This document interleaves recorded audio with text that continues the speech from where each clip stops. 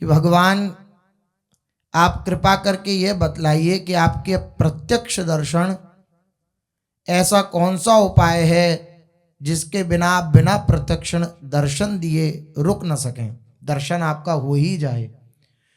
तो भगवान ने कहा अनन्य शरणागति, अनन्य भक्ति, यही एकमात्र उपाय है जिसके द्वारा मेरा प्रत्यक्ष दर्शन हो सकता है और कोई उपाय नहीं। फिर उन्होंने प्रश्न किया कि साधक कैसे जाने कि वे अनन्य भक्त, अनन्य शरणागति के लक्षण से युक्त है या नहीं, उसके अंदर अनन्य भक्ति है या नहीं है, इस बात को वे कैसे जाने।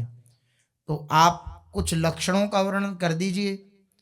तो भगवान ने गीता के श्लोक बतलाए। इसमें गीता जी का पाठ संख्या और श्लोक संख्या सब उद्धृत है, अर्थात भगवान ने जो बतलाए उसके अनुसार ही उद्धृत है। श्री भगवान ने बतलाया, जिसकी चर्चा अपने लोगों ने कल करी, 5 बातें भगवान ने कही। मत कर्मकृत, मत परमः और मत भक्तः, ये धारण करने योग्य बात। मत कर्मकृत अर्थात जो मेरे लिए ही कर्म करता है, ऐसा भक्त, वह मेरा अनन्य शरणागत है। उसके जीवन में जो कुछ भी है वे केवल और केवल भगवान से संबंधित है। ये संबंध भगवान से संबंध। और जो बात की 2 बात थी 5 बातों में, वो संसार से संबंध विच्छेद। इन 5 बातों का कल भगवान ने उद्धरण दिया और इस बात को हृदय में धारण करने की बात कही। मत कर्मकृत, मत परायण, मेरे परायण जो है, और मत भक्त, मेरा भक्त जो है। भक्त का तात्पर्य जिसका संसार में कोई अपना कहलाने वाला नहीं है, केवल भगवान ही जिसके हैं, वही भक्त है। मैं प्रभु का हूं और प्रभु मेरे हैं, इसके अनंतर संसार मेरा नहीं है, मैं संसार का नहीं हूं, ये भाव ही मद भक्त है। भगवान ने इसी बात को कहा कि जो मेरा भक्त है। भक्त कौन? जिसके हृदय में ये भाव है, वही भक्त। फिर जो चौथी बात थी वह थी निर्वैरः सर्वभूतेषु। इन 3 बातों को, जो उपर्युक्त 3 बातें हैं, इन 3 बातों को धारण करने मात्र से ये चौथी बात स्वतः आ जाएगी। चौथी बात ये स्वतः आ जाएगी, ये भगवान ने कहा। फिर 5वीं बात संग वर्जितः। ये 2 बातें जो हैं, ये 3 बातें शुरू की धारण की जाएं तो स्वतः आ जाएंगी। विस्तृत चर्चा इसकी कल अपने लोगों ने श्रवण करी। ये 5 बातें भगवान ने बतलाई कि जो अनन्य शरणागत होगा, मेरा अनन्य भक्त होगा, वह इस बात को, इन लक्षणों को धारण कर पाएगा, उसके हृदय में ये लक्षण होंगे। फिर प्रश्न किया साधक ने कि ये जो सब लक्षण आपने वर्णन किए हैं, ये सब लक्षण आने पर ही आप मिलते हो या पहले भी मिल जाते हो? क्योंकि इतने सब लक्षणों को सुना, हो सकता है मेरे से त्रुटि हो जाए, मैं आपकी प्रसन्नता के लिए कर्म ना कर पाऊं। बहुत कठिन बात है। भगवान की प्रसन्नता के लिए जीवन जीना बड़ा कठिन है। अपने सुख के लिए, अपने मन की शांति के लिए ही हम भगवान की आराधना करते हैं। हम विचार करें, अगर ये पता लग जाए जीवन भर दुख ही दुख मिलेगा, सुख नहीं मिलेगा भगवान की शरण में, तो आप बतलाइए कितने लोग भगवान की शरण में आने के लिए तत्पर होंगे? उनमें से भी अगर कोई कहता है हाँ हम तत्पर हैं, तो वो सच्चा भक्त है। लेकिन अगर विपरीतताएं जीवन में आने लग जाएं तो लोग भगवत मार्ग छोड़ देते हैं, भगवान का भजन छोड़ देते हैं। हम भगवान से विरोध भाव प्रकट कर लेते हैं, भगवान के प्रति हम रोष भाव प्रकट कर लेते हैं। भगवान को हम कुछ सुनाने से चूकते नहीं। अगर हमारे सुख में बाधा पड़ जाए तो कितना कठिन है भगवान की प्रसन्नता के लिए कर्म करना। आसान बात है, कह दिया भगवान की प्रसन्नता के लिए कर्म करो, अर्थात अपनी इच्छा उसमें लेश न हो। यही भगवान की प्रसन्नता के लिए कर्म है। कितना कठिन है। तो वही बात को हृदय में धारण करके मानो प्रश्न कर रहे हैं। बोले महाराज आप ये बतला दीजिए हमें कि ये लक्षण आएंगे तभी आप मिलोगे या पहले भी मिल जाओगे? कोई ऐसा उपाय है कि जिससे आप पहले भी मिल जाओ? भगवान ने कहा ये कोई खास नियम नहीं है कि ये सब लक्षण होने ही चाहिए। इसलिए भक्तों को भगवान से बढ़कर माना गया। क्यों माना गया? भक्तजन भगवान की कमी को पकड़ते हैं। क्या कमी को पकड़ते हैं? कि इनकी एक कमी है। क्या कमी है? ये बड़े सरल हैं और बड़े दयालु हैं, बड़े कृपालु हैं। इनसे अगर हम इनके हृदय की बात एकदम कुरेद कुरेद के पूछते रहें तो ये तुरंत तुरंत बताते रहेंगे। पूछेंगे नहीं तो नहीं बताएंगे, अगर पूछते रहेंगे। अच्छा, अब हम लोगों की बुद्धि ऐसी है कि हम तो इतनी प्रश्नावली भगवान सामने हो तो नहीं कर सकते, लेकिन भक्तों के अंदर ये योग्यता होती है कि भक्तजन भगवान की उस दिव्यता को देख करके, उनके स्वभाव को देख करके हर प्रकार से ऐसी बात प्रस्तुत करने का प्रयास करते हैं जिससे सरलता से जीव को भगवत प्राप्ति हो जाए। वो यही उपाय करते हैं।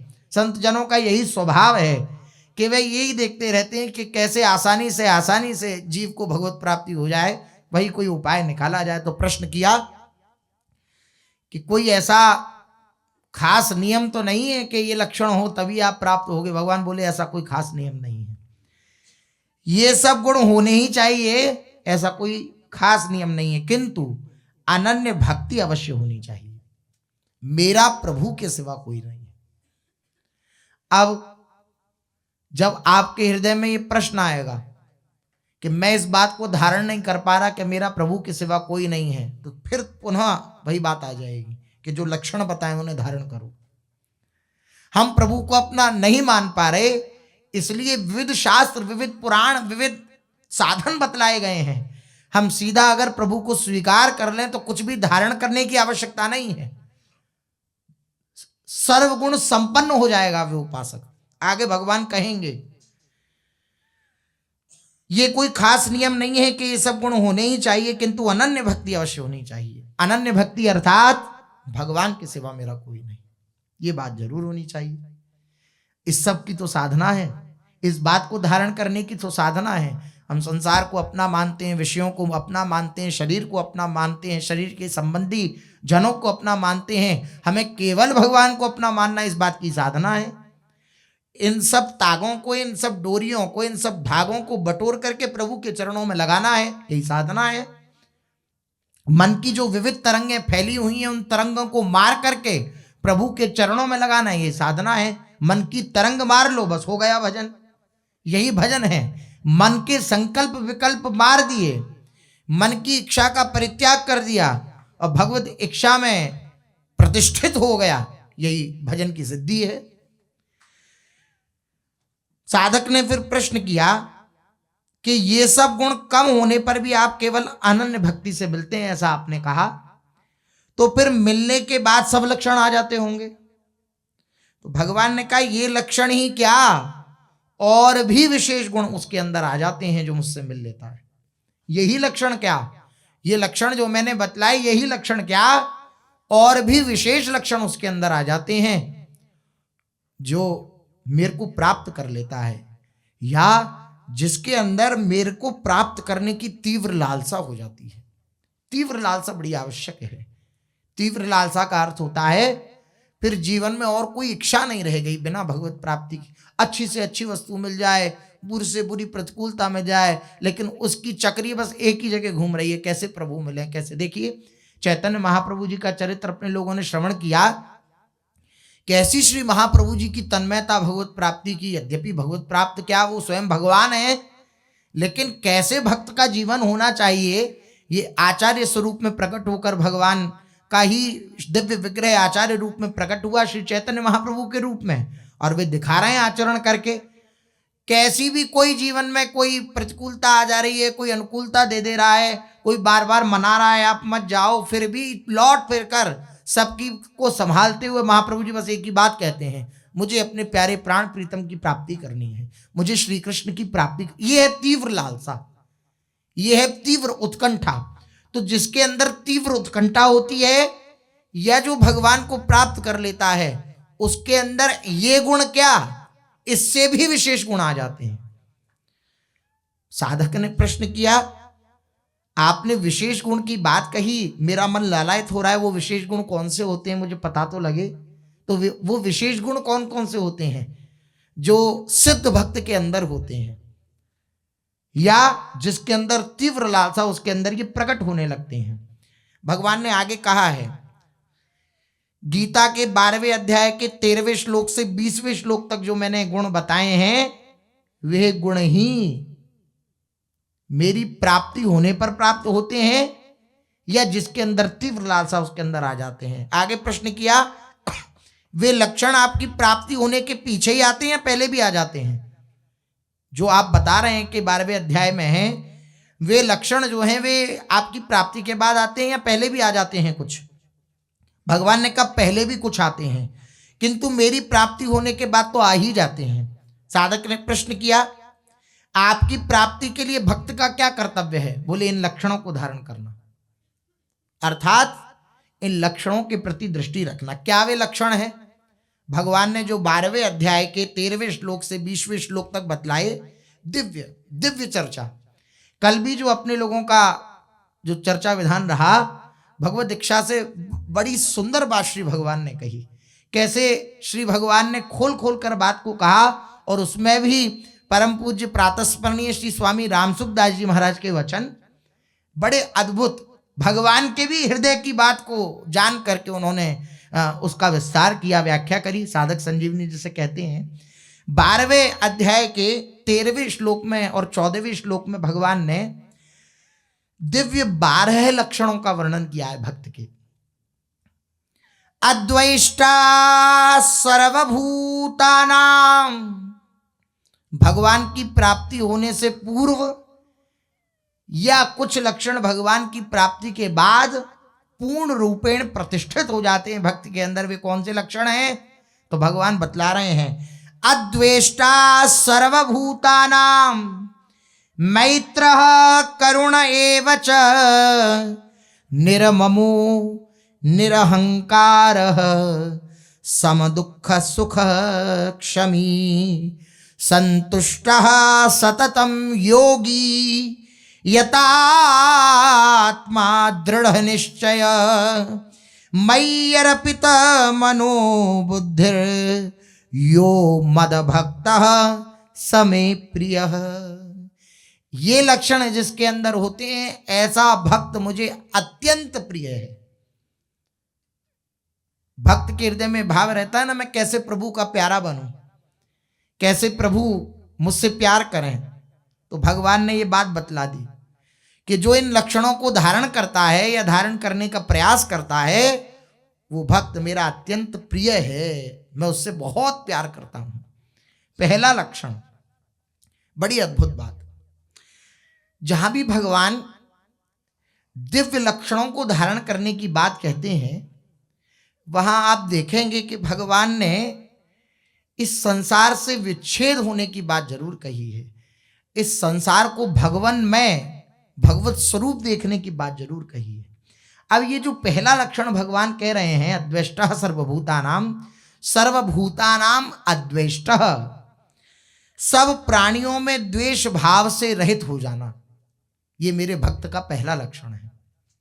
सब प्राणियों में, केवल इतने इतने जन, केवल हमारे जो निज भक्त जन हैं उनके प्रति द्वेष भाव से रहित हो जाना, या केवल मनुष्य शरीर से द्वेष रहित हो जाना, या केवल इतने इतने जो लोग हैं इस मानसिकता के उनसे द्वेष रहित हो जाना, नहीं, सब प्राणियों से द्वेष रहित हो जाना ये भक्त का पहला लक्षण है। और ये तभी हो सकता है जब सर्वत्र भगवान का दर्शन हो, वरना बड़ा असंभव है, असंभव ही है, संभव नहीं है। व्यक्ति को देखकर हम ये भाव करें, अरे नहीं नहीं ये द्वेषी नहीं हो सकता, तो आपके अंदर ये भाव लाना जरूरी है कि जब ये द्वेषी नहीं हो सकता तो कौन है? प्रभु है। अगर व्यक्ति वस्तु स्थान को देख करके हम अपनी विचारधारा को सुधारने का प्रयास करेंगे तो बहुत मुश्किल है, कितनी देर तक संभालेंगे? हम अमुक व्यक्ति के नाम रूप को ही देख रहे हैं तो हम जानते हैं अमुक का ये नाम है, अमुक के ऐसे आचरण है, तो कितनी देर तक अपने मन को हम संभालेंगे? कहीं ना कहीं या तो उसकी निंदा कर देंगे या उससे लड़ बैठेंगे या विविध प्रकार की कोई ना कोई हम क्लेशमय वृत्ति को धारण कर सकते हैं। लेकिन जब भगवत स्वरूप का दर्शन करेंगे, मेरे प्रभु हैं, तो बात बन जाएगी। तो आप देखेंगे कि जितनी भी उथल पुथल होगी मन की, बस इस एक सूत्र को धारण करने से तुरंत मन शांत हो जाएगा। फिर दोबारा से विचलित हो तो तुरंत दोबारा से सूत्र को धारण किया, मेरे प्रभु हैं, तो फिर दोबारा से शांत हो जाएगा। तभी इस एक गुण को भक्त धारण कर सकता है जब उसके अंदर ये भाव होगा कि सब सर्वत्र मेरे प्रभु विराजमान है।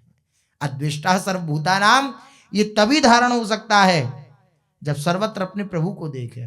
निज प्रभु में देखई जगत के ही सन करही विरोध। विरोध जब ही समाप्त होगा, द्वेष जब ही समाप्त होगा जब निज प्रभु में देखई जगत, अपने प्रभु के स्वरूप में सारे संसार को देखे। किस किस में देखे? कोई श्रेणी तो होनी चाहिए भाई, इसमें हमें भगवान को देखना है, इसमें नहीं देखना, इसमें व्यक्ति को देखना। बोले नहीं, ये क्रूरा अपि पापिनो न च सताम संभ्यास्य दृश्याश्च ये सर्वान वस्तुतया निरीक्ष परमम स्वाराध्य बुद्धिर्मम। आचार्य श्री हरिवंश चंद्र जी महाराज वे कह रहे हैं, जो क्रूर है, पापी है, महापुरुषों की सभा में बैठने योग्य नहीं है, उसके प्रति भी ये भावना रखना कि मेरे स्वाराध्य श्री राधा वल्लभ लाल जी महाराज हैं। अब ये केवल सुनने सुनाने के लिए थोड़ी है, ये धारण करने के लिए है। जब हम इन सूत्रों को धारण करेंगे, इन गुणों को धारण करने का प्रयास करेंगे, तो भगवान हमारे सहयोगी होंगे, भगवान हमारे सहयोगी होंगे और हमें विजय प्राप्त कराएंगे। और जब इन सूत्रों को धारण करने में हमारी विजय होगी तो हमें उत्साह बढ़ेगा। जब हम देखेंगे कि हमारे मन की विचलता केवल एक सूत्र को धारण करने से तुरंत मन शांत हो गया, विचलता मिट गई, तो अपने आप आनंद आने लगेगा। फिर आप किसी व्यक्ति को देखने में डरेंगे। थोड़े दिन अभ्यास करें तो फिर आप किसी व्यक्ति वस्तु स्थान को देखने में डरेंगे। साधक हैं, हो सकता है तात्कालिक हम नहीं देख पाए प्रभु को, लेकिन जहां आप एकांत होंगे, मन आपको जलाएगा उस व्यक्ति के राग या उसके द्वेष में, और जब आप इस सूत्र को धारण करेंगे मेरे प्रभु ही हैं, तो बस आपका एकांत आनंदमय हो जाएगा। सच मानिए, आपका एकांत आनंदमय हो जाएगा। और जहां इसकी समय अवधि बढ़ती चली गई, वहीं सिद्धावस्था प्राप्त होनी प्रारंभ हो जाएगी। वही सिद्धावस्था की करीबी है, जब पूर्ण रूपेण ये बात आ गई कि भगवान ही है, तो पूर्ण सिद्ध हो गया। जहां थोड़ी बहुत परसेंटेज कम रहती है, वही सिद्धावस्था में कमी रहती है।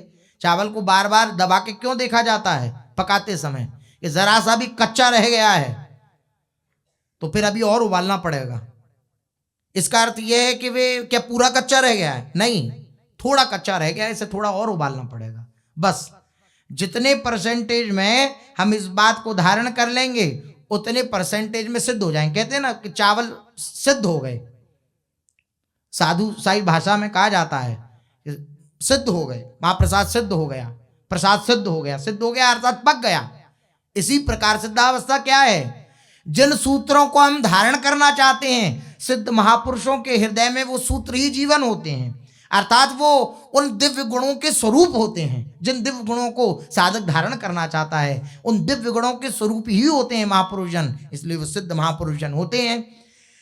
इसलिए भगवान ने कहा अद्वेष्टा सर्वभूतानां, सर्वत्र सब प्राणियों में द्वेष भाव से रहित हो जाना, ये पहला गुण है। अनिष्ट करने वालों के दो भेद होते हैं। हमारी जो कामना है, इष्ट पूर्ति जिसे कहते हैं, उस इष्ट पूर्ति में अर्थात धन, मान बढ़ाई, आदर सत्कार, ये जो इष्टापूर्ति होती है, इसमें जो बाधा उत्पन्न करने वाला होता है, एक तो वो द्वेषी बन जाता है हमारा। दूसरा अनिष्ट पदार्थ जो हम नहीं चाहते, हम दुख नहीं चाहते, हम पीड़ा नहीं चाहते, हम एक्सीडेंट नहीं चाहते, हम ये नहीं चाहते, हम वो नहीं चाहते, ये अनिष्ट पदार्थ, क्रिया, व्यक्ति, घटना, ये संयोग कराने वाला, ये दो होते हैं अनिष्ट करने वाले। दो प्रकार के भेद बतलाए गए। भक्त के शरीर, मन, बुद्धि, इंद्रियां और सिद्धांत के प्रतिकूल चाहे कोई कितना ही किसी प्रकार का दुर्व्यवहार कर ले, बहुत ध्यान पूर्वक देकर सुनने की बात है। श्री भगवान ने एक एक बात को खूब हृदय से खोल करके कहा है। भक्त के शरीर,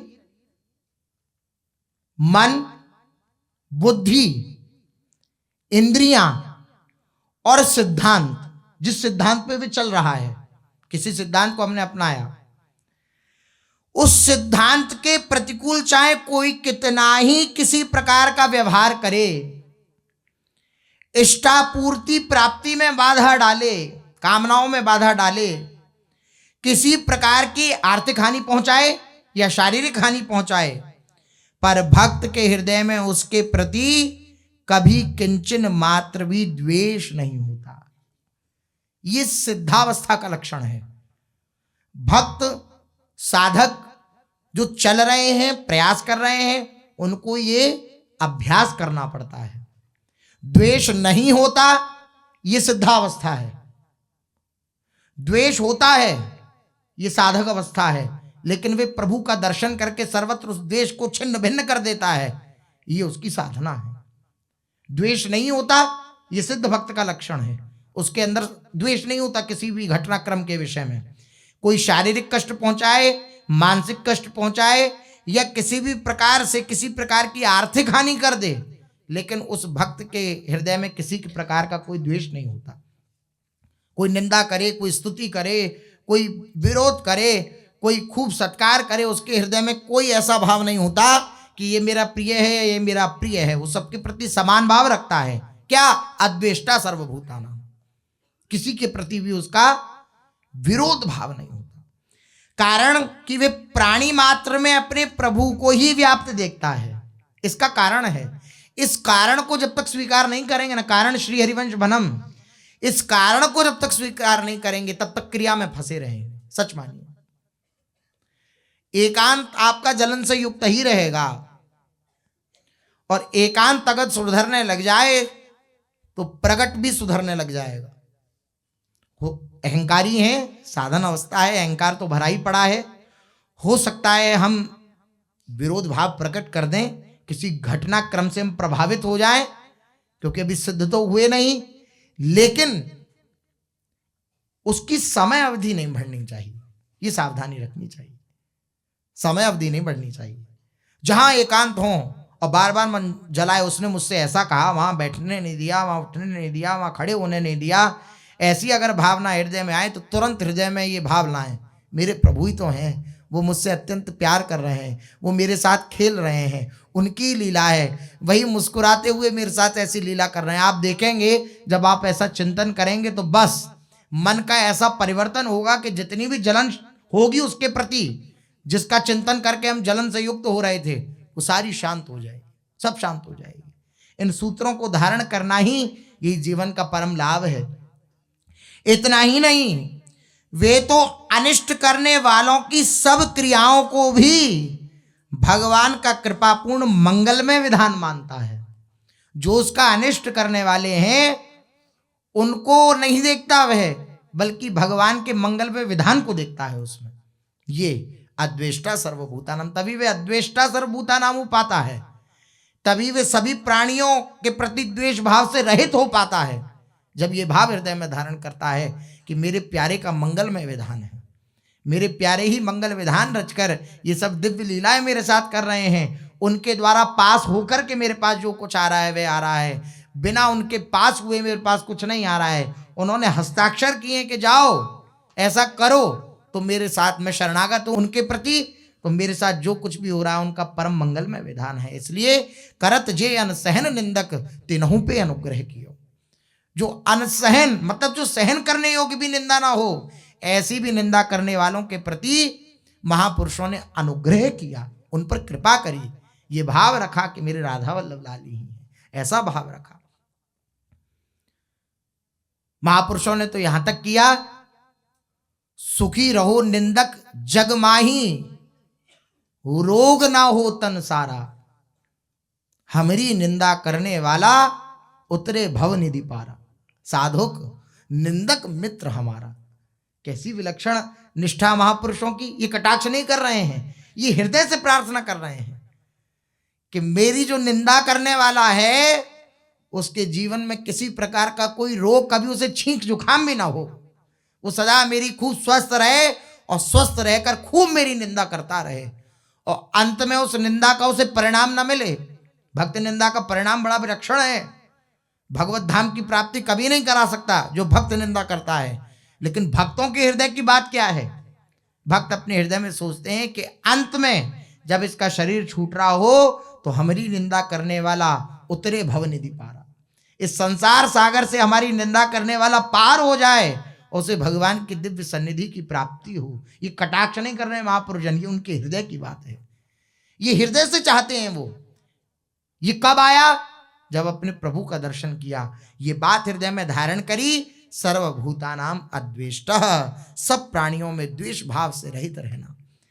प्राणी मात्र स्वरूप से भगवान का ही अंश है, अतः किसी भी प्राणी के प्रति थोड़ा भी द्वेष भाव रहना भगवान के प्रति ही द्वेष करना है। कितनी विलक्षण बात है। वसुधैव कुटुंबकम, ये पूरा संसार भगवान का निज घर है, भगवान का परिवार है। भगवान के सब प्रिय हैं, भगवान के सब बालक हैं। सब मम प्रिय सब मम उपजाए, सब मेरे हैं। ममैवांशो जीवलोके जीवभूतः सनातनः, सब मेरे अंश हो, सब मेरे हो, सब मेरे बालक हो, भगवान बार बार कहते हैं। अब सब भगवान के बालक हैं, उन भगवान के बालकों में से किसी एक से भी हम द्वेष भाव रखते हैं, अर्थात किससे द्वेष रखते हैं? भगवान से द्वेष रखते हैं। अब इस बात पे कभी विचार थोड़ी जाता है, इस बात पे कभी दृष्टि नहीं जाती अपने लोगों की। हम किसी व्यक्ति के प्रति द्वेष रखते हैं तो हम ये सोचते हैं हम तो उससे द्वेष रखते हैं और भगवान की खूब आरती पूजा, और लेकिन आनंद नहीं प्राप्त होता उनकी आरती पूजा से। क्यों प्राप्त नहीं होता? क्योंकि उनके ही एक अंग को हमने हृदय में एक अलग जगह पर स्थापित कर रखा है, अर्थात द्वेष की जगह उनके ही एक अंग को हमने स्थापित कर रखा है। इसलिए महापुरुषों के मुख से, पूज्य सदगुरुदेव भगवान के मुख से अपने लोगों ने श्रवण किया है, जगत में एक भी तुम्हारा दुश्मन न हो। सुनिए कि नहीं सुनिए बात? पूज्य सदगुरुदेव भगवान कहते हैं एक भी तुमसे द्वेष करने वाला ना हो और एक भी तुम्हारा दुश्मन ना हो, अप्रिय ना हो। हर किसी का वोट चाहिए इस भगवत मार्ग में। गुरुदेव भगवान कहते हैं एक भी अगर वोट कम हुआ तो हार जाओगे इस भगवत मार्ग के पथ में। कारण क्या है? क्योंकि सर्वत्र मेरे प्रभु ही प्रभु हैं। पहली बात ये, सच्ची बात ये है कि सर्वत्र प्रभु हैं। ये न मान पाओ तो सर्वत्र प्रभु के जन हैं। ममैवांशो, जितने भी ये अंश दिखाई दे रहे हैं ये भगवान के ही हैं। और भगवान के किसी भी अंश से अगर हम द्वेष भाव रखें तो किससे भी द्वेष भाव रखेंगे? आप हमारे मुख को तो बहुत प्यार करो लेकिन हमारे हाथ से दुश्मनी रखो, इस पे खूब हंटर चलाओ। तो किस पे हंटर चला रहे हो? हमारे पे ही तो चला रहे हो। बस ये भाव, यही बात कह रहे हैं। प्राणी मात्र स्वरूप से भगवान का अंश है, अतः किसी भी प्राणी के प्रति थोड़ा भी द्वेष भाव रहना भगवान के प्रति ही द्वेष रखना है। इसलिए किसी प्राणी के प्रति द्वेष रहते हुए भगवान से अभिन्नता तथा अनन्य प्रेम नहीं हो सकता। भगवान से अभिन्नता और अनन्य प्रेम नहीं हो सकता अगर एक भी व्यक्ति से हमारा द्वेष भाव रहेगा तो। प्राणी मात्र के प्रति द्वेष भाव रहित होने पर ही भगवान में पूर्ण प्रेम हो सकता है। इसलिए भक्त में प्राणी मात्र के प्रति द्वेष का सर्वथा अभाव होता है। हमें प्रयास करना चाहिए, बार बार प्रयास करना चाहिए। ये सत्संग, ये महापुरुषों के वचन केवल हमें उत्थान कराने के लिए, उठाने के लिए हैं। हम इन महापुरुषों के वचनों को बार बार सुने और हृदय में कम से कम 100 बार अगर दिन में प्रतिकूलता प्राप्त हो रही है, कोई कुछ कह दे रहा है, मन या बाहर का व्यक्ति, वस्तु, स्थान, तो हम कम से कम 100 बार में 10 बार तो प्रारंभ करें इस बात को कहना कि ये प्रभु हैं। बड़ा कठिन है। एक बार कहा था किसी से कि 100 बार देखना भगवान को, 100 बार अपने हृदय से भी अपने मन से भी कहें कि भाई 100 बार तो देखना कम से कम, लेकिन वो 2-4 बार तो देखता है, वो भी जल भुनकर एकदम कि नहीं नहीं मुझे यही बात माननी है। फिर वो 5वीं 6ठी 7वीं बार में हार ही जाता है। इस बात को हृदय से हमें स्वीकार करना पड़ेगा। क्या है, इन सूत्रों को हम अपने हृदय में दूसरा स्थान दिए रहते हैं। पहला स्थान हम दिए रहते हैं उस व्यक्ति वस्तु स्थान को, हमें इन्हें पहला स्थान देना पड़ेगा, तब हम धारण कर पाएंगे। एक गौण बात होती है ना कि भाई इस बात को हम महत्व देते हैं, इस बात को इसलिए मान लेते हैं क्योंकि आप कह रहे हैं, गुरुजन कह रहे हैं, इसलिए हम मान लेते हैं। लेकिन हमारी जो हृदय की बात है वो यह है, यही बात होती है। हम अपने हृदय की बात तो यही मानते हैं कि ये व्यक्ति हमसे द्वेष रखता है। हाँ, गुरुजन कह रहे हैं कि इसमें भगवान देखो, तो हम देख लेते हैं। तो ये क्या हुई, सेकेंडरी बात हो गई।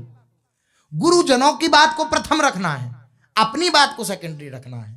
ये हमसे चूक हो जाती है। जब गुरुजनों की बात को हम प्रथम में रखेंगे, महत्वशाली रखेंगे, तो इन सूत्रों को धारण करने में कठिनता नहीं होगी। हाँ, एक दिन में तो सिद्धावस्था नहीं आ जाती, लेकिन इनको बार बार अपने हृदय में चलाने से इन सूत्रों का हम उपयोग कर सकते हैं। क्या, तो आज की बात क्या है, भगवान यद्यपि आगे चर्चा करेंगे, जो 12 गुण श्री भगवान ने यहाँ बतलाए हैं 13वें और 14वें श्लोक में श्री भगवत गीता के 12वें अध्याय के, उसमें अभी एक गुण की चर्चा अपनी हुई, सर्वभूतानाम अद्वेष्टः, सब प्राणियों में द्वेष भाव से रहित।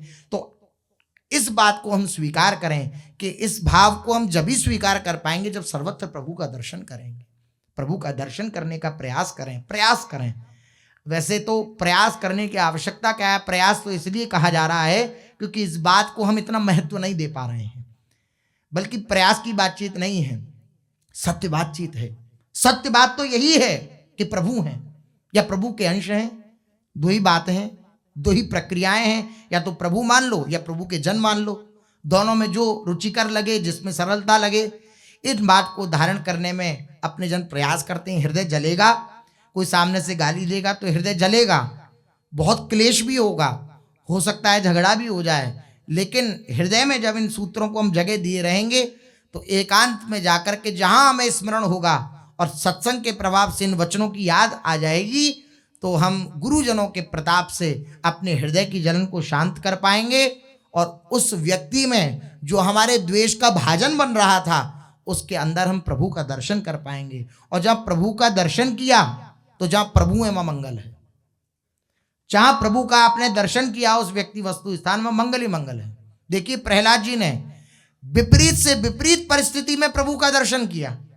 देखिए, पहाड़ से फेंका जा रहा है, चट्टान के नीचे दबाया जा रहा है, सांप की कोठरी में बंद कर दिया गया, और जो उनकी बुआ थी जो होलिका, उनकी गोदी में बिठाकर उनको मारने का प्रयत्न किया जा रहा है, लेकिन वे इसी भाव में दृढ़ हैं कि सर्वत्र मेरे प्रभु हैं, मेरे प्रभु का मंगल विधान है। तो जहां प्रभु का उन्होंने दर्शन किया वहां मंगल ही मंगल हो गए। विष जहर अमृत बन गया, सर्प का जो प्रभाव है वो नष्ट हो गया, चट्टानों से फेंका गया तो भगवान ने गोदी में ले लिया, ऐसा उन्हें अनुभव हुआ। अर्थात विपरीत परिस्थिति भी मंगलमय हो सकती है। कब? जब हम उसमें भगवान का दर्शन करें। इसलिए भगवान का दर्शन करना परम आवश्यक है, तभी हम सब प्राणियों में द्वेष भाव से रहित हो पाएंगे। चलते हैं, श्री चैतन्य महाप्रभु जी का चरित्र अपने लोग कथन श्रवण कर रहे हैं, जिसमें श्री महाप्रभु जी विराजमान हैं श्री साक्षी गोपाल में। साक्षी गोपाल विद्यानगर में श्री साक्षी गोपाल जी का दिव्य मंदिर है।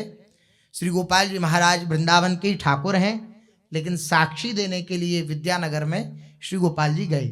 साक्षी गोपाल जी साक्षी गोपाल कैसे बने, इसकी कथा श्री नित्यानंद महाप्रभु चैतन्य महाप्रभु के समीप और समस्त भक्तजनों को सुना रहे हैं कि एक दिव्य ब्राह्मण बालक है, वो एक वृद्ध ब्राह्मण के साथ तीर्थयाटन के लिए गया, और तीर्थयाटन में वे वृद्ध ब्राह्मण प्रसन्न हो गया, और प्रसन्नता पूर्वक उसने उस युवक ब्राह्मण को ये आश्वासन दिया कि मैं तुम्हारी सेवा से अत्यंत प्रसन्न हूँ और मैं अपनी पुत्री का विवाह तुम्हारे साथ कर दूंगा।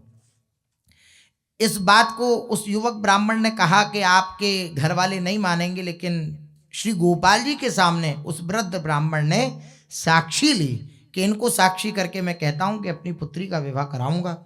गया वापस, लेकिन अपने परिवार वालों के सामने वृद्ध ब्राह्मण की चली नहीं। उसका तो भाव था कि उसी युवक ब्राह्मण से मेरी पुत्री का विवाह हो जाए, लेकिन अपने परिवार वालों के सामने उसकी न चली। और पंचों को इकट्ठा कर लिया। उस युवक ब्राह्मण ने आया, पूछा कि आप क्या भूल गए हैं? तो उसके जो पुत्र आदि थे उन्होंने ताड़ना प्रदान करी और उसका अपमान करके भगा दिया युवक ब्राह्मण का। युवक ब्राह्मण ने पंचों को इकट्ठा कर लिया और उस युवक ने पंचों से कहा कि श्री साक्षी गोपाल के सामने इस वृद्ध ने शपथ खाई थी कि अपनी बेटी का विवाह मुझसे कराएगा, लेकिन ये अब नहीं कराता।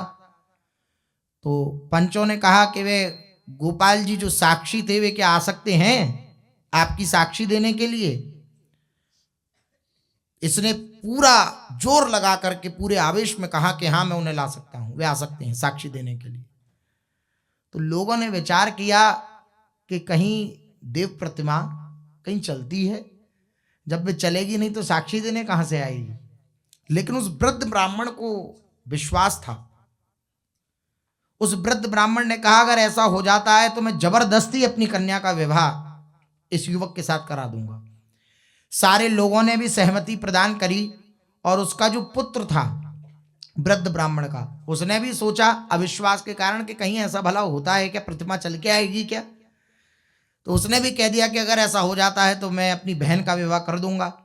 तो पंचों का इस बार उसने हस्ताक्षर कराया, एक पत्र बनवा करके उस पे सबका हस्ताक्षर कराया, उस पुत्र का हस्ताक्षर कराया, उस ब्राह्मण का हस्ताक्षर कराया और फिर उस पत्र को लेकर के गया और गोपाल जी महाराज से कहा महाराज कृपा करो, रो रो के प्रार्थना कर रहा है, देखो आपकी भी बात पे बाधा उत्पन्न हो रही है, आपकी बदनामी होगी। आपके सामने साक्षी लेके गए वो वृद्ध और देखो अब मना कर रहे हैं कि मेरे को इस बात का कष्ट नहीं है कि मेरा विवाह नहीं होगा, लेकिन इस बात का कष्ट है कि आपकी बात को भी नहीं रखा जा रहा, वो झूठ बोल रहा है वृद्ध ब्राह्मण, आप चलो थोड़ा साक्षी दे दो। तो भगवान ने कहा ठीक है तुम पहुंचो, हम वहां पर प्रकट हो जाएंगे। तो उस युवक ने कहा महाराज ऐसे नहीं, आप पता नहीं किस रूप में प्रकट हो जाओ वहां जाकर के, आपके तो विविध रूप हैं, पता नहीं किस रूप में प्रकट हो जाओ। वृद्ध ब्राह्मण के हम नहीं पहचाने इन्हें, इसी रूप में जिस रूप में साक्षी हुई थी उसी रूप में आपको चलना पड़ेगा। तो हंस करके ठाकुर जी बोले कि अरे कहीं प्रतिमा चला करती है? तो युवक बोला कि जब प्रतिमा बोल सकती है तो चल भी सकती है, तो आप चलिए हमारे साथ चलिए, भगवान भक्तों के सामने सदा हारे ही हैं। युवक भक्त ने कहा प्रभु आपके लिए कुछ भी असंभव नहीं है, आपको इसी रूप में मेरे साथ चलना होगा।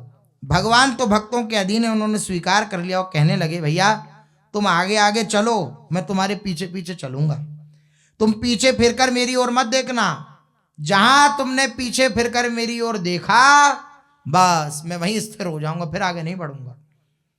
भक्त ने जोर देकर कहा महाराज आप कह रहे हो पीछे पीछे चलोगे, पीछे से आप भग गए वापस अपने मंदिर तो मैं कैसे जानूंगा कि आप आ रहे हो कि नहीं आ रहे हो पीछे? तो बोले मेरी पैंजनियों की आवाज आएगी, मेरी पायल की आवाज आती रहेगी, तुम्हें ठुमक ठुमक में चलूंगा तो पायल की आवाज आएगी।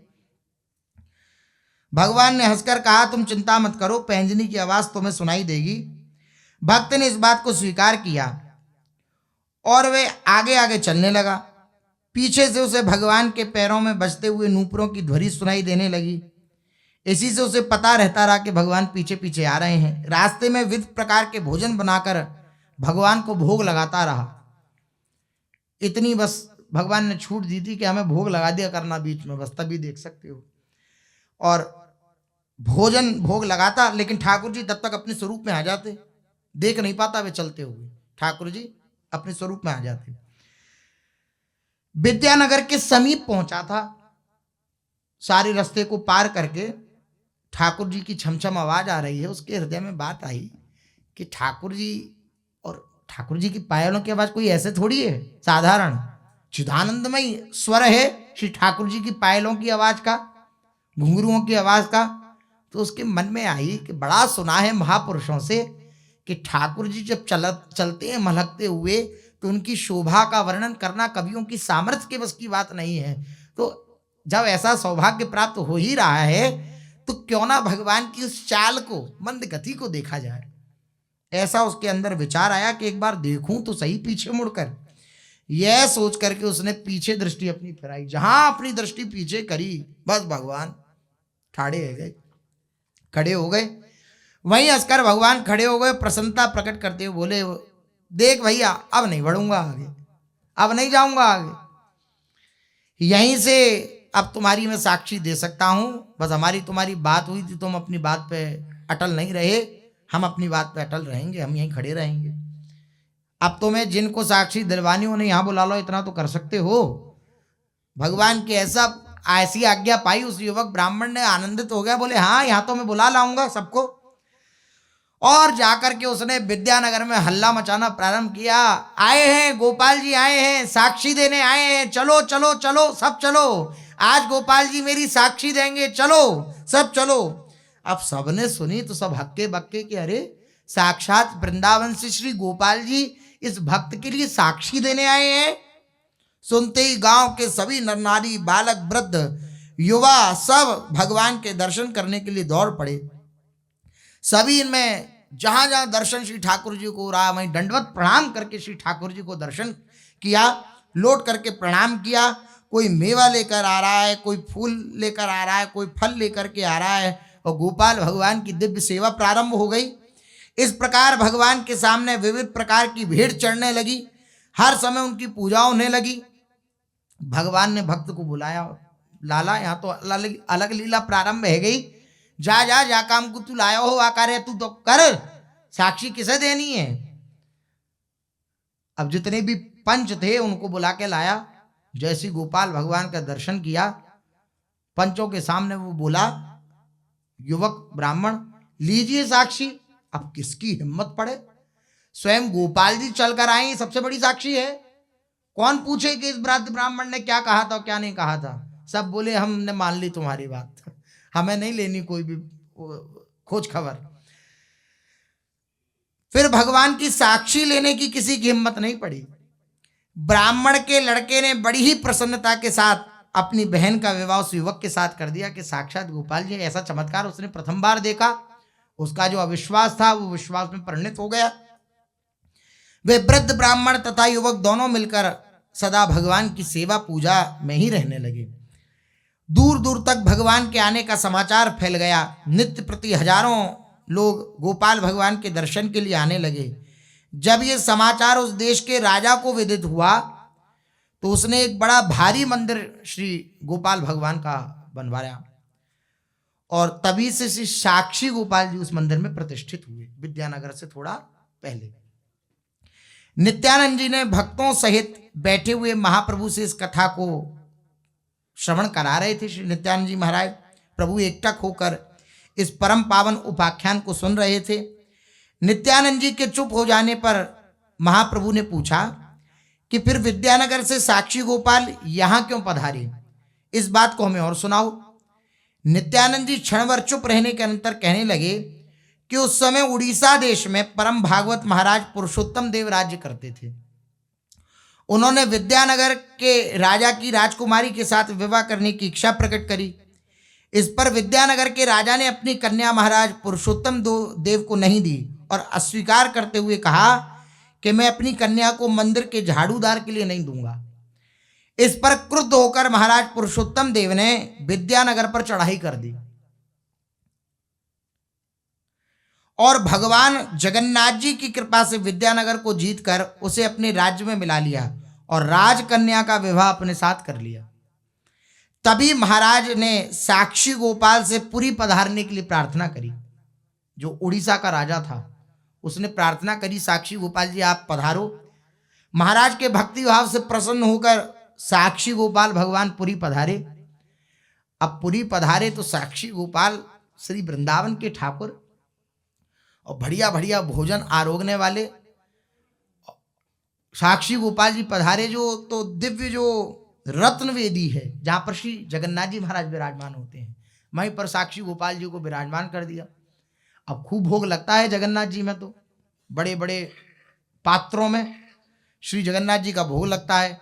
तो जो बढ़िया बढ़िया पदार्थ हों उन्हें तो साक्षी गोपाल जी आरोग जाएं, और जो दांत बचे वो जगन्नाथ जी के लिए छोड़ दें।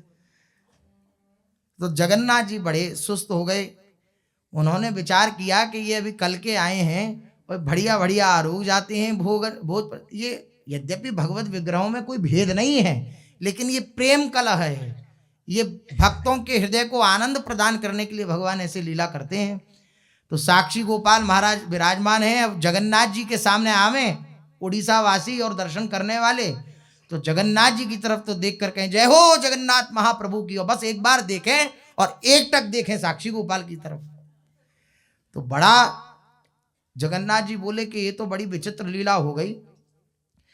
माणिक सिंहासन पर विराजमान हैं, अच्छे अच्छे भोजन पदार्थ यारूक जाते हैं, हमारे लिए भात और दाल छोड़ देते हैं, ये बड़ी विचित्र बात है।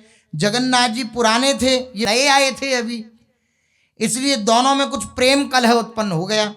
महाराज पुरुषोत्तम देव ने दोनों को एक स्थान पर फिर रखना उचित नहीं सोचा, क्योंकि पुरुषोत्तम देव के स्वप्न में श्री जगन्नाथ जी आए, बोले भाई इनकी कहीं दूर व्यवस्था करो। अंत में पुरी से 3 कोस की दूरी पर सत्यवादी नामक ग्राम के समीप साक्षी गोपाल भगवान का मंदिर बनवा दिया। तब से सत्यवादी ग्राम में ही श्री साक्षी गोपाल जी विराजमान हैं। इनकी महिमा बड़ी अपार है। एक बार उड़ीसा देश की महारानी इनके दर्शन करने के लिए आई साक्षी गोपाल के, तो उसके हृदय में ये भाव आया कि हम श्री ठाकुर जी को नथनी पहनाएं, इनको नथनी धारण कराएं। यदि इनकी नाक श्री होती तो इनको बहुमूल्य नथनी धारण कराते, बेसर धारण कराते। चली गई वे भावना करके।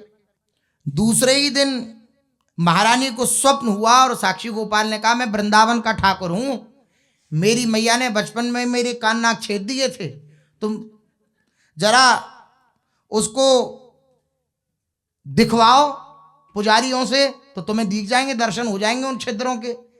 मेरे को पहनाओ बढ़िया बढ़िया बेसर और वो जो तुम चाहती हो। साक्षी गोपाल जी ने स्वप्न में आकर के कहा तुम्हारी मनोकामना पूर्ण हो गई है, समझो हमारी तो नाक कान छिदे हुए हैं पहले से, पुजारियों को पता नहीं है कि हमारी नाक छिदी हुई है, वो ठीक से सेवा नहीं करते होंगे। कल तुम ध्यान पूर्वक दिखवाना हमारी नाक में छिद्र है, तुम सहर्ष अपना मोती पहनाकर हम अपनी इच्छा को पूर्ण करना। अगले दिन गए, प्रातःकाल उठकर महारानी आदि गई, सब वृत्तांत महाराज को सुनाया। महाराज ने फिर पुजारियों से कहा कि देखो भगवान की नाक छिदी हुई है नहीं, तो पुजारियों ने ध्यान से जब देखा तो भगवान की नाक छिदी हुई थी, सचमुच उसमें छिद्र था। तब महारानी ने बड़े ही प्रेम से अपना बहुमूल्य मोती भगवान की नाक में पहनाया। भगवान भावग्राही हैं, भावना देखो। अब श्री राधा रमन लाल जी कौन है? साक्षात शालिग्राम जी से प्रकट श्री विग्रह हैं। श्री गोपाल भट्ट जी हृदय में विचार करते, सब ठाकुर बढ़िया बढ़िया वस्त्र पहनते हैं, बढ़िया बढ़िया बंसरी आदि धारण करते हैं, बढ़िया बढ़िया, और ये हमारे बस सामने ऐसे विराजमान रहते हैं, हम इनको ना वस्त्र धारण करा पाते हैं, ना अच्छे से किसी आभूषणों को धारण करा पाते हैं। तो रात में ऐसा भाव करके सोए, सुबह देखा तो स्वयं श्री राधा रमन लाल जी महाराज प्रकट। तो शालिग्राम से प्रकट ठाकुर ही तो हैं श्री राधा रमन जी। तो ये ठाकुर जी अपने भक्तों से प्रेम करने के लिए सदा आतुर रहते हैं। इतना कहकर नित्यानंद जी चुप हो गए।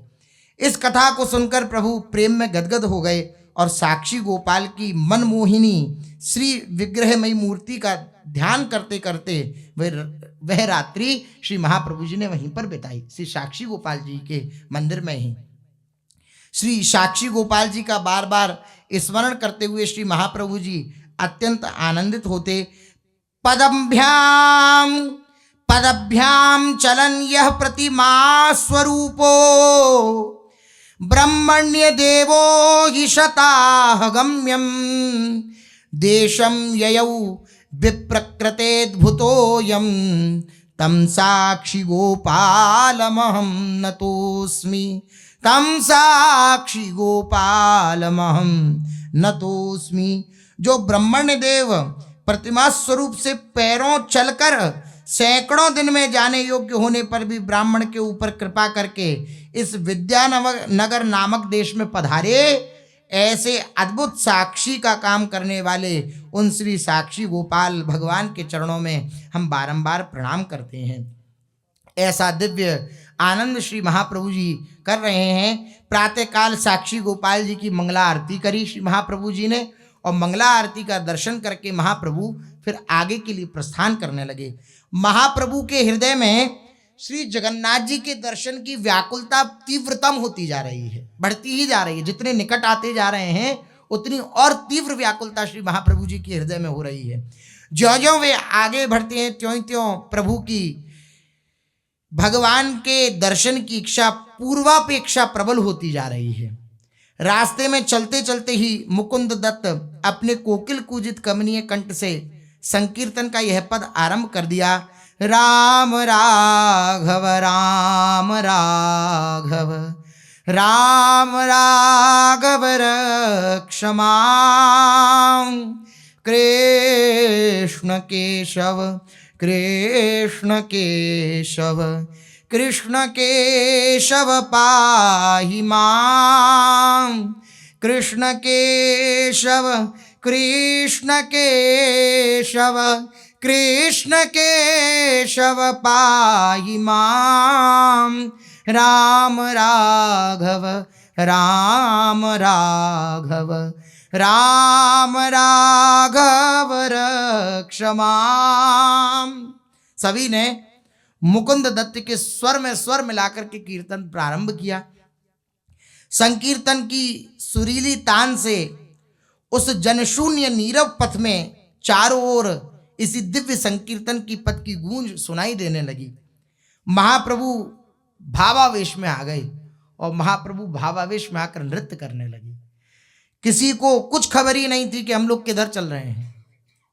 ये है दीवानों के अगम पंथ, संसारी समझ नहीं पाते हैं। जो दीवानों का अगम पंथ है उसको संसारी लोग अपनी बुद्धि के द्वारा नहीं समझ सकते। किधर चलना है, किधर पग पड़ रहे हैं, किसी को कोई भान नहीं है। सब नृत्य में झूमते हुए, भगवान नाम में झूमते हुए आनंद प्रदान कर रहे हैं दूसरों को भी और खूब आनंदित हो रहे हैं। मंत्र से किले हुए मनुष्य की भांति, जैसे किसी को मंत्र से कील दिया जाए, बस में कर लिया जाए, ऐसे मंत्र से किले हुए मनुष्य की भांति उन सब के शरीर अपने आप ही आगे की ओर बढ़ रहे हैं। रास्ता किधर से है और हम कहाँ पहुंचेंगे इस बात का किसी को कोई भान नहीं है। इस प्रकार प्रेम में विभोर होकर आनंद नृत्य करते हुए प्रभु अपने समस्त साथियों के सहित भुवनेश्वर पधारे। भुवनेश्वर तीर्थ में पहुंचे। वहां पर बिंदु सरोवर है, बिंदुसर जिसे कहते हैं। बिंदुसर नाम का एक पवित्र सरोवर है। इस सरोवर के संबंध में ऐसी कथा आती है कि भगवान शंकर ने संपूर्ण तीर्थों का बिंदु बिंदु भर जल ला करके इस सरोवर की प्रतिष्ठा करी, संपूर्ण तीर्थों का।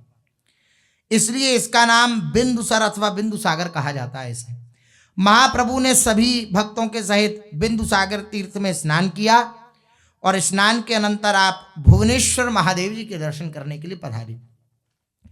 भगवान भुवनेश्वर की भुवन मोहिनी मंजुल दिव्य श्री मूर्ति का दर्शन करने से महाप्रभु जी को मूर्छा आ गई, क्योंकि वैष्णवानाम यथा शंभो, भगवान शंकर सबसे बड़े भक्त हैं।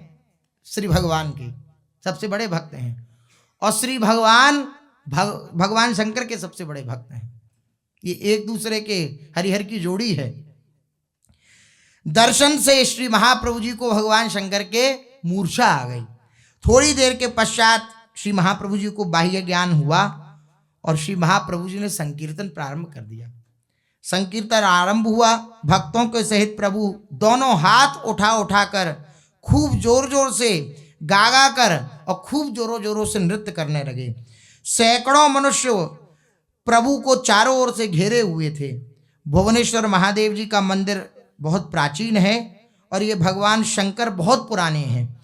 भुवनेश्वर को गुप्त काशी भी कहा जाता है। हजारों यात्री दूर दूर से भगवान भुवनेश्वर के दर्शन करने के लिए आते हैं और इनके मंदिर में सदा पूजा अर्चना होती ही रहती है। महाप्रभु चारों ओर जलते हुए दीपकों को देखकर प्रेम में उन्मत्त से हो गए। चारों ओर छिटकती हुई पूजन की सामग्री से वे स्थान बड़ा ही मनोहर मालूम पड़ता।